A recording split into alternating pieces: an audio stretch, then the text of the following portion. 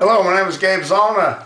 You know, for those that live in Arizona, they're pretty fortunate. The gun rules are very lax here. You used to have a CCW, concealed carry permit, to carry concealed, and that's sort of gone away. All that's required is that you're a citizen of the state and you're not a felon. So anybody that's not a felon and a citizen of the state can go down and purchase pretty much whatever they want and carry it concealed. Now, some of the senators and some of the representatives in the state I guess they're sort of freaking out. And now they're looking to pass some new legislation. And what this legislation is that if the police, for whatever reason, come to your dwelling, your home, or if you're stopped, and if they suspect that you've got some mental issues, well, guess what happens? Your guns get confiscated, and they can lock you up for observation for a period of time, and then they can determine as to whether or not you should have access to those weapons ever again. Pretty nice, huh? Yeah, I mean, they find their ways to do whatever they want to do whenever they want to do it. To me, that's sort of scary. Because, you know, I mean, they could say that everybody that they pick up has issues, because the reality is everybody does have issues.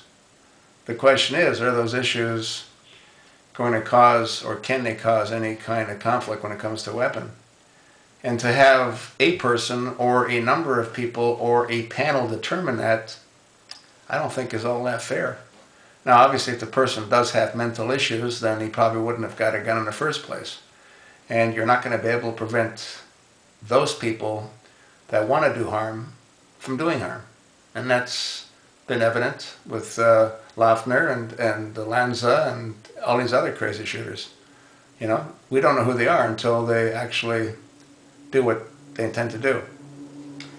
So I think it's really wrong that the police can come and do that if that's what they end up passing for legislation here. Obviously, if the person does have mental issues, that's a different story. But I think what you're going to find is that they're going to use this the way they want to use it, you know?